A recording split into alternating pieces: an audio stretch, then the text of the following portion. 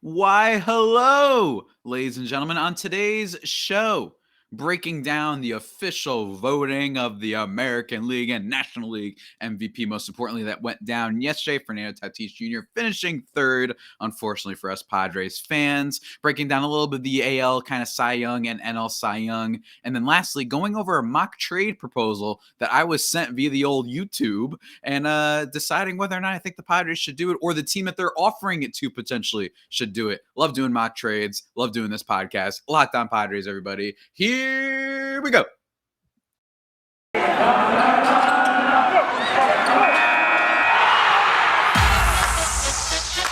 You are Locked On Padres, your daily San Diego Padres podcast. Part of the Locked On Podcast Network, your team every day.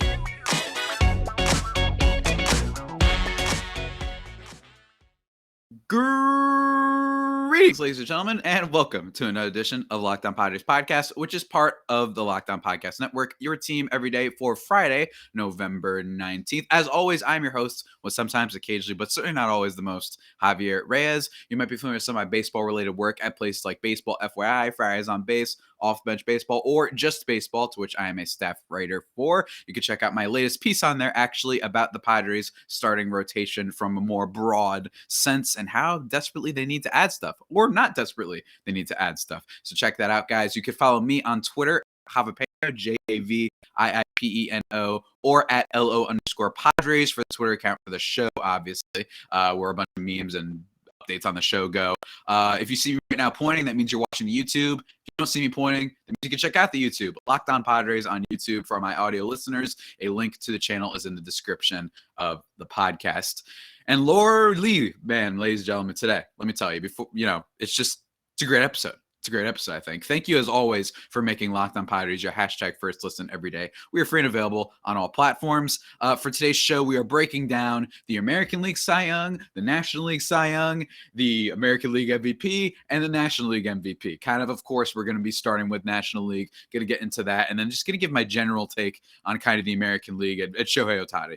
Because there's not much to discuss there, if we're being honest. It was a unanimous vote. But I feel like I just want to give my short opinion on kind of like that sort of mini discourse, I think, and just talk about how incredible Shohei Ohtani was this year. So let's get into it. Oh, and then also at the end of the podcast, last segment, we're doing a mock trade that was sent my way via the YouTube comments, and you guys can send me mock trades too. I'd love to talk about them on the show, but let's get into it, guys. Last night, it was announced the National League MVP kind of ballot came out via the old MLB network, and it was very fun.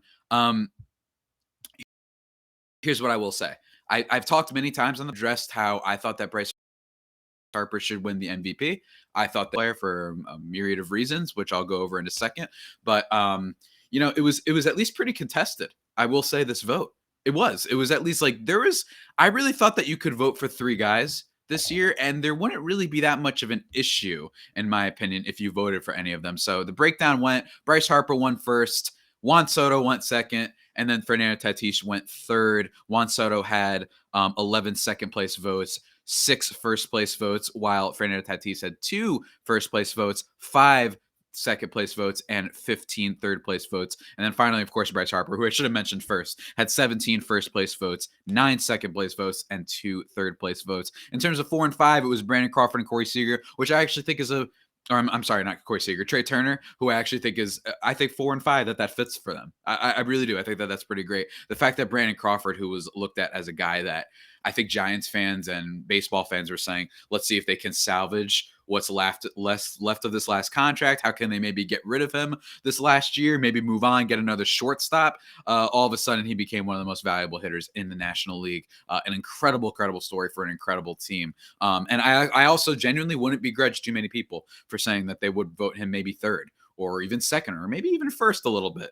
Even though I think that the numbers, he was a little bit outclassed in a lot of areas, I do not blame people who were like, just the surprise factor. You know what I mean? There's nothing surprising really about Bryce Harper, Juan Soto, and Fernando Tatis Jr. being the top 3 finalists. Some people would say Bryce Harper, but those people are probably watching like PTI too much and stuff like that. And I love PTI for the record, but people being like, he only had hit 260 or whatever the heck he's. He had 2 very, very, very good seasons, including a truncated one in 2020 for the Phillies. He just didn't have best player in baseball seasons, but he's been very good. That contract is looking okay right now. And his second MVP, Bryce Harper, may be heading to the Hall of Fame.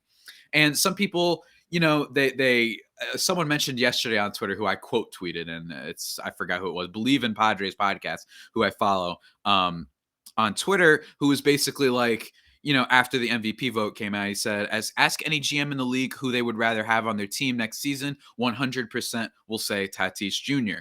And I disagree with that. I think that the best part about the sport right now is that there isn't really you could name like 7 guys, which is what I responded to on Twitter, where I was like, you could say Tatis, you could say Soto, you could say Harper, you could say Trout, you could say Betts, you could say, I mean, some people might even say DeGrom. I know that the pitchers aren't as valuable. Some people might even say DeGrom. You could probably say, who else? You could say Shohei Ohtani. I think I already said Mike Trout. There's a lot of players that you can say right now. Vladdy Jr., like, I don't really think that there's any outwardly wrong answer. I really don't. I mean, I know that some of them didn't have the better seasons. I know Mookie Betts did not have his best season, but everybody, like, that was one season. And in general, Mookie Betts is probably one of the best players in baseball. Like, there's a lot that goes into this, I think. And I really don't think that there's a wrong answer directly. If someone's taking Bryce Harper over Juan Soto, do I disagree? A little bit maybe, but the guy did just win an MVP, so I don't think that I'm really going to send much dissent towards that point. It might just be personal preference, and that's what's great about baseball right now. So while it is a little bit unfortunate that Tatis didn't win the MVP, there were reasons to it. Number one, missed a lot of games this year, 31 games missed. He had the shoulder issue, which for the record, it's incredible that he was able to play through that and still deliver a great season. Had the 40-plus bombs and the 25 stolen bases, multi-dimensional player, great base runner, love all that stuff.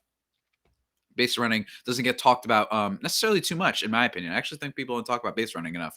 And he was incredible, and he's still super young and finishing 3rd in MVP voting. Who cares? I mean, it was incredible. It was incredible. And what I do like is one thing that we saw about Tatis' season this year versus last season is last season, he really fell off the map. Heading into the second half of the season. He had a really bad last month, and that basically kind of resulted in him not winning the MVP. And this year, while he had like a couple months that weren't great, there wasn't like a tremendous fall off, which I love.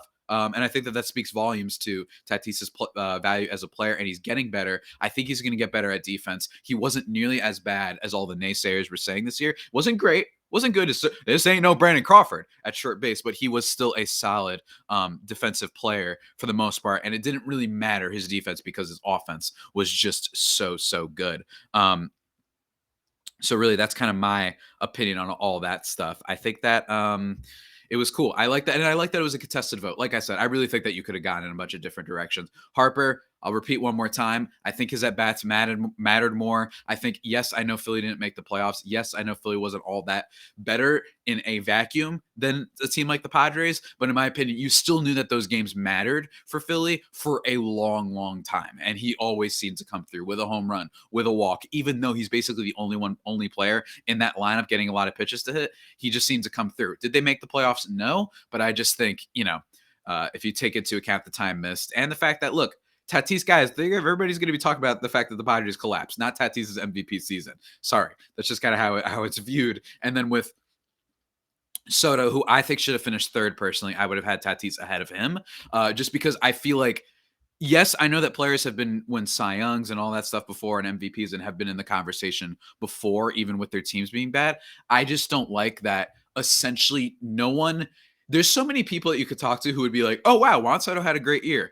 They weren't like paying attention to the Nationals because the Nationals weren't good and they completely tanked in the second half. Like they entered the rebuild. So it's just weird that was to help the Nationals that actually mattered really with Juan Soto this year. That's just me. And I feel like that, and to an extent, should pay at least a little bit of credence to the MVP case since it wasn't as much of a wipeout discrepancy in numbers. You guys can turn that out. I know about the base WAR. I know about the 6.6 per 6.1. I know about the incredible walk rate. I get it. But in my opinion, just none of those at-bats really mattered, and I wish that they mattered. Even Tatis, while the Padres did collapse, even his at-bats really matter because it was a while before they were officially eliminated. The Nationals were officially eliminated right at that trade deadline, basically. That's when we knew, okay, that team's out of it immediately. You know what I'm saying? So that's just my view, guys. And before we now talk about the next thing we're going to talk about, guys, we're going to be talking about the American League. Oh, and also just a quick thing on the NL Cy Young. Shouts to Corbin Burns.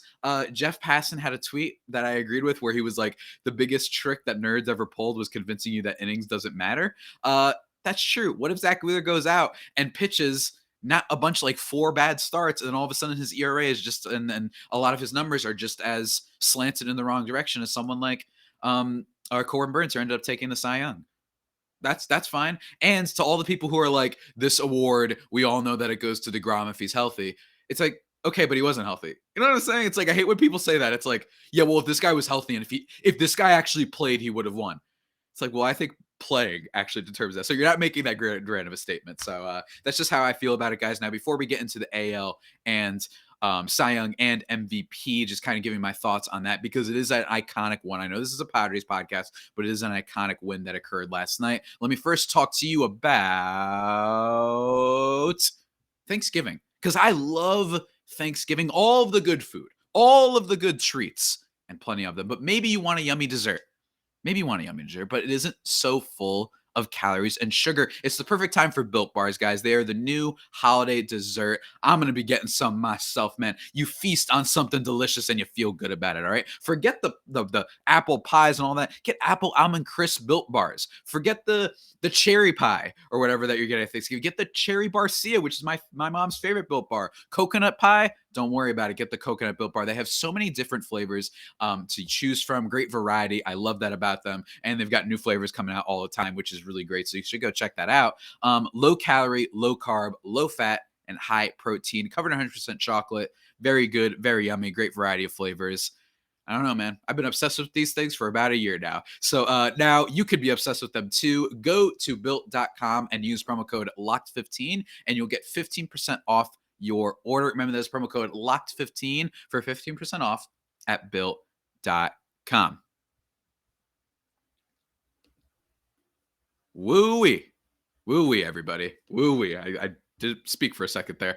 Thank you for making Locked On Padres your hashtag first listen every day. We are free and available on all platforms. And now let's get into the second topic of the show, which is the American League Cy Young and American League MVP. Just going to give my brief thoughts on this because I feel like it's worth talking about it and getting it on the record because I'm a baseball mind and whatnot. For everybody watching on YouTube, by the way, check out my hoodie. It's a nice hoodie. If you can spot the reference, if you know what this reference is for, send me a note on Twitter, tweet at the accounts, comment on the YouTube video, whatever. And I don't know what I'll do.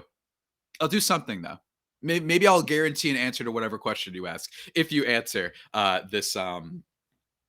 this question of mine, what is this hoodie a reference to? But anyway, guys, let's talk about it. American League Cy Young, and I know the Cy Youngs happened a couple days ago. We got the announcement, but Robbie Ray won first place. He is the American League Cy Young winner for the American League, and it was pretty great. He beats out Garrett Cole, and here's the thing. I'm going to talk about this very quickly. I know that there's a lot of like peripherals and stuff that Garrett Cole was better in. He was. Better strikeout rate, better miss rate, all that stuff. A lower hard hit rate than Robbie Ray, who had like one of the highest hard hit rates of the league, and didn't really give up maybe as many long balls, except apparently to the Red Sox, as Robbie Ray. So a lot of the peripherals were better.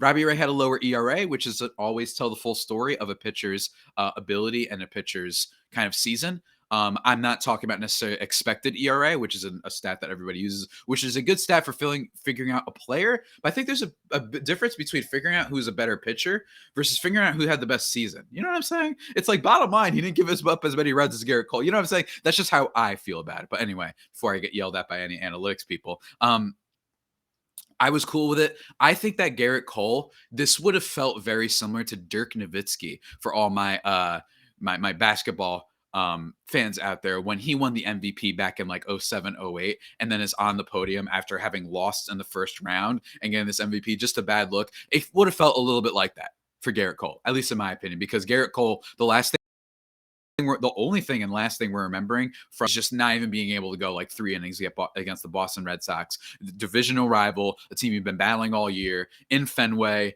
and you just get absolutely destroyed. And now I don't know that he wasn't the only pitcher to get destroyed by Red Sox hitting this postseason, but even still, I think that if you're going to be referred to as the best pitcher in the league, absent Jacob deGrom, the best pitcher in the league at one point over deGrom, people had him over just because of that incredible season he had before he joined the Yankees in 2019, 2018. Like he had some incredible seasons, but I think that if you're going to be referred to as that, you got to go out there and do more. I know that's a hard environment to pitch in, and I know it's a pretty good team, but you got to do better than that. I mean, Max Scherzer, I referenced this when the NL wildcard happened. He didn't have the best wildcard game. He went like 5-6 innings, gave up like 1 or 2 runs or something like that. Didn't have a lot of strikeouts, gave up a decent amount of hits, but he didn't completely break the way that someone like Garrett Cole did. So that's what I'm saying. Max Scherzer, unbelievable season for him. Seriously. Just incredible. Just incredible. And then also on all of this, my biggest thing for why I like Robbie Ray, just such a surprise. And I know that isn't necessarily the best way to always vote for MVP and Cy Young and all that stuff for award stuff, but this is a guy that got traded for basically nothing out of Arizona, looking like one of the biggest like bad pitchers in the league because he walked too many people, he gave up too many home runs, didn't matter how many guys he struck out. And then he comes over to Toronto and is great. The fact that Toronto had 2 MVP finalists and 1 Cy Young winner but not make the playoffs just speaks volumes to how good the American League East was this year. So again, I like that Robbie Ray won. I'm very curious to see what he gets at free agency. I'm actually going to be writing a profile on him for justbaseball.com coming up soon, but just a great season. I think that it's fine that he won over Garrett Cole. And in general, everybody should calm down. You know what I mean? Everybody calm down. I think that there's something to be said for the fact that this was such a surprising outcome. Garrett Cole just had a good season, a great season even. But by his standards, it was just like, okay, but are we going to be talking about this season? I don't know. I think we're going to be talking about that time against Tampa when Robbie Ray went like 8 innings and struck out 14 in the middle of the playoff race and the Blue Jays on that win streak of theirs. I just think people are going to be talking about that more, so I was fine with it. And then lastly, the thing we are all going to be talking about the most of the season, it is not Fernando Tatis Jr., it is not Juan Soto, it is not Bryce Harper, it is American League MVP Mr. Shohei Ohtani. Had the best season probably in baseball. You know why? It's simple, man. The guy was doing both things. And on top of that, he even swiped a bunch of bags on the base paths, a great base run. He even played left field once. He's pitching 133 innings. I know he didn't pitch as many as, a qualified AL Cy Young starter, but even still, the fact that he was a good pitcher on top of leading the American League in home runs, all that stuff. He's a beast. He's a beast. In terms of just a pure hitter, Vladdy Jr. was better. I understand that.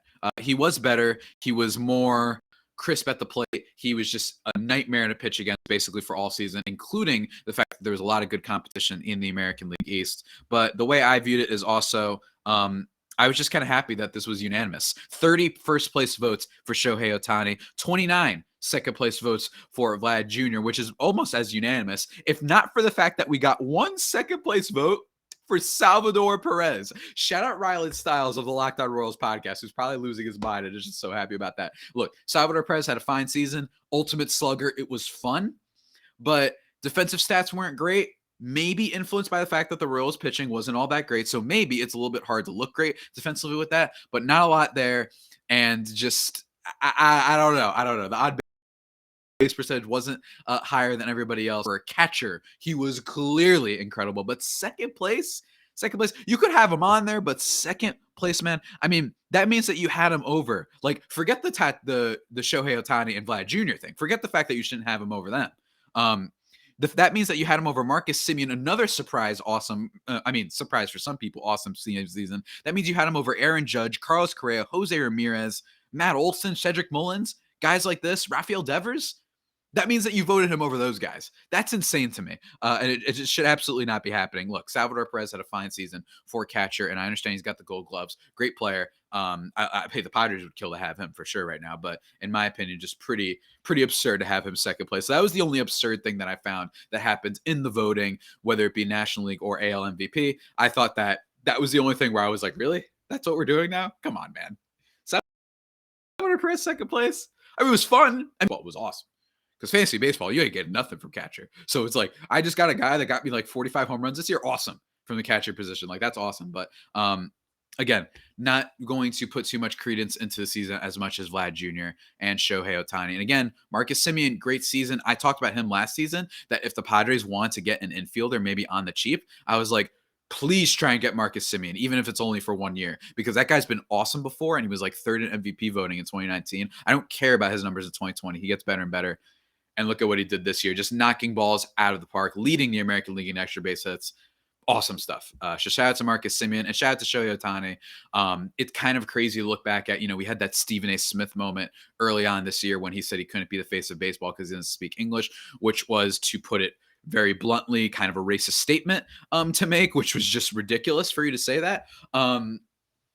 For a wide net of reasons, that was just completely absurd. But I really liked just watching Ohtani this year. I mean, it was incredible. I don't know about you guys, but just in terms of like a team that wasn't your own, there was nothing more exciting than I've seen in baseball than like that feeling I had watching Ohtani at the home run derby. That was like the first time I cared about something that wasn't like super my team. Like I was aggressively, fervently rooting and watching that home run derby and had nothing to do with my team. You know what I mean? Next year, I think it will have something to do with our team, as Fernando Tatis Jr. probably is going to be the home run derby. Probably. Again, he didn't get the shoulder surgery, so maybe he might not. At least as of now, hasn't got the shoulder surgery. So we'll see how that plays out. But that's how I view it. Very exciting times. I am so happy about Shohei Ohtani winning a great season with all the dumb Stephen A. stuff. The fact that he was doing everything. He was the story of the season that we will never forget. It was such a great season that I almost don't even care if he's not able to live up to it again. You know what I'm saying? Can it get better than this? I don't know. But if he still just keeps this up, that's going to be remarkable. And if he gets better at hitting or pitching, either one of them, I mean, we're just seeing something incredible. And every baseball fan should be rooting for him. It is between him and Tatis for the face of baseball, as far as I am concerned. I know that you can argue there are players better, but in terms of the face of baseball, it's those two guys. Don't overthink it. Shohei Ohtani, your 2021 AL MVP, and one of the most beloved stories that's happened in the sport in a very long time. But now, guys, before we get into the last segment that is more Padres oriented of the podcast today, I want to take a quick second to talk to you about. We're back and better than ever, ladies and gentlemen. A new web interface for the basketball season and everything. BetOnline has you covered, not just with baseball, not just with basketball, not just with football, with everything, man. From basketball to football to even NHL, boxing, UFC, right to your favorite Vegas casino games. Don't wait to take advantage of all the amazing offers available for the 2021 season, including one, and here's the thing, their new updated their new updated desktop, or mobile website to sign up today, and you can receive a 50% welcome bonus on your first deposit. Use that promo code LOCKEDON to receive your bonus. BetOnline is the fastest and easiest way to bet all of your favorite sports. BetOnline, where the game starts. All right. Final stretch run, ladies and gentlemen. Final stretch run. Guys, let's do a mock trade that has to do with the Padres. Guys, this is a fun one that was sent to me via Alberto Morlet on the old YouTube page, responding to my video, I think, about Luis Castillo. And it is a question about Luis Castillo. He says, I am down Castillo for Gore, Paddock, and a 10 to 20 prospect. What do you think? That's my humble opinion. Thank you for saying your humble opinion, sir. Thank you for sending that in. My take on this. First of all, let's talk about the deal side of things first, because that I think is a little bit easier to discuss. I don't think the Reds take that. I know that the Reds are rebuilding, and by the way, whenever I talk about trades and stuff, I always have to mention, like, we're always talking about in theory. We don't know if the Reds are going to be like one of those teams that does something silly. You know what I mean? If we always talk about that Pirates trade with Chris Archer for Meadows, Shane Baz, and what's his name, and Tyler Glass now. But like, it's possible that stuff like that happens, and that they're just like, we'll take Paddock and a 10 to 20, and that's it. That's all we want for Luis Castillo. It's not impossible, but in terms of just theoretically, yeah, I don't think that that's enough to get Luis Castillo. You have to keep in mind that while he did have a little bit down of a season, a lot of that came in the first half, and his ERA and all those stuff in August, basically ever since that beginning 2 months of the season when he had a 7 and was just getting absolutely torched. He was great. He has an unbelievable swing and miss stuff. I love his pitch mix. The fact that, yes, his sinker wasn't the best pitch, but the fact that he throws 4 pitches at basically not the same amount of time, but like a good percentage of the time. I just really like the mix, a good percentage wise. He's a great pitcher, and he has club control for a while. I think 2 years, if I'm not mistaken. So that's why he's going to cost so much. And Mackenzie Gore and Chris Paddock, you would be probably, if you're the Reds, you're basically buying on struggling arms. And if you're giving up Luis Castillo, do you want to go for two arms that have been struggling. Mackenzie Gore has not looked all that great in the minor leagues. Keith Law started talking about him, and then all of a sudden he plummeted back down. He had a couple good starts and then fell off. He said he looks like, but in fairness, Mackenzie Gore, there is a lot of still optimism, I think, around just baseball prospect people that I talk to are like, he looks good. Like, he does look good. It's got to be mental stuff. It's got to be mental. Maybe guys like Ruben Niebla, maybe the overhaul of the pitching development side of things in the Padres organization can help him. Or maybe more, to be quite frank, maybe this is just the case of he's going to be a really good pitcher potentially, but he wasn't a guy that debuted at age 22. Maybe it's age 24. You know what I'm saying? Like, that happens every now and then. Remember that sometimes guys take a little bit of time to debut. I know that it's just precipitously falling in the prospect rankings. The fact that he was the best pitching prospect and then is all the way around the 60s right now, that doesn't happen very often when a pitcher hasn't made it to the major leagues and something happened in the minors.